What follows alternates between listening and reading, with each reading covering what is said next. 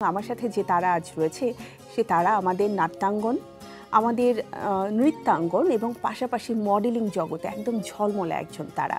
তার ক্যারিয়ারের শুরু থেকে নিয়ে এখনও অবধি তার ক্যারিয়ারের পদচারণা ধীরে ধীরে আমি বলবো আপনাদের কাছে প্রিয় থেকে প্রিয় হয়েছে এবং সেই মানুষটিকে আমরা সবাই জানতে চাই। চলুন আজ জেনে নেই আমাদের প্রিয় অভিনেত্রী, মডেল এবং নৃত্যশিল্পী আনিকা কবির শখকে।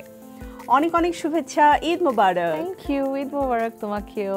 এত সুন্দর ইন্ট্রো আপু, তুমি থাকলে এটা আমি সবসময় অনেক কমফোর্ট ফিল করি।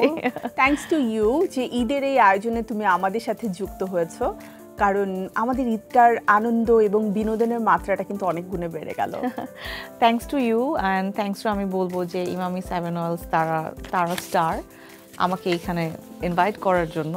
যেহেতু ঈদ এবং ঈদের প্রসঙ্গে আমরা কথা বলছি, তাহলে ঈদ কেমন কাটছে সেটা একটু জানি। ভালো, এখন ঈদটা আমার আসলে ডিফারেন্ট কাটে, কারণ এখন আমার পুরো ঈদের ব্যস্ততা থাকে আমার মেয়েকে নিয়ে।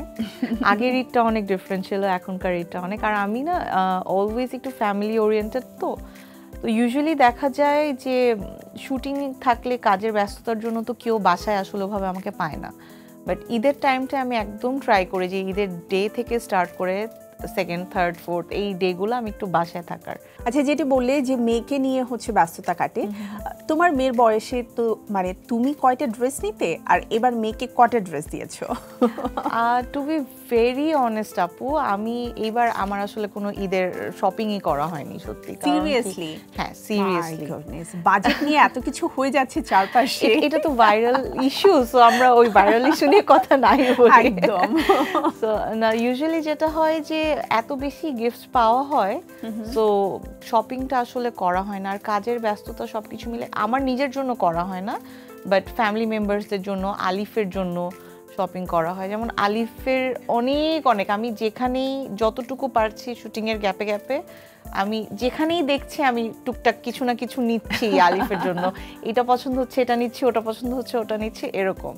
ছোটবেলায় হতো খুব শপিং করে কাপড় লুকিয়ে রাখার যে ব্যাপারগুলো, কাজিনদেরকে দেখাবো না, আমারটা পুরান হয়ে যাবে, ঈদের দিনই দেখাবো, আমারটা ইউনিক থাকবে। স্টিল না, আমার কাছে মনে হয় না যে আমি বড় হয়েছে। এটা আমি প্রায় আম্মুকে বলি, আমি প্রায় বলি যে মা সিরিয়াসলি আমি অলরেডি মাদার এখন, বাট আমার মধ্যে কোনো চেঞ্জনেস নেই আর কি। আমি এখনো দুষ্টামি করি, এখনো কথায় কথায় ওই যে টুকটাক থাকে না যে বাচ্চাদের যে জিনিসগুলো আগে অনেক বেশি করতাম, এখন একটু কম করি, বাট এখনো একই জিনিস করি। শুনো শখ, আমরা মেন্টালি এখনো না সুইট 16 আছি না, এটা বলবো না।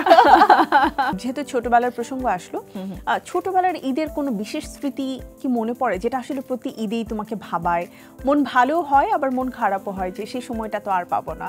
আগে যেটা হতো, আমি আমার দাদা দাদিকে পাইনি, তো নানুর বাসায় আসলে ঈদটা সেলিব্রেট করা হতো। আর আমার নানুর বাসায় ওখানে আমার 3 মামা, খালামুনি, 3 মামার মেয়ে ছেলে সবাই একসাথে। আমরা ঘুম থেকে উঠেই আমাদের কাজ থাকতো যে ঘুম থেকে উঠেই বাবা আসবে, নামাজ পড়ে আমরা সেমাই খাবো, সেমাই খেয়ে আমরা নানুর বাসায় চলে যাবো, যে যার জায়গা থেকে নানুর বাসায়, যে ওখানে আমরা ঈদটা সেলিব্রেট করব।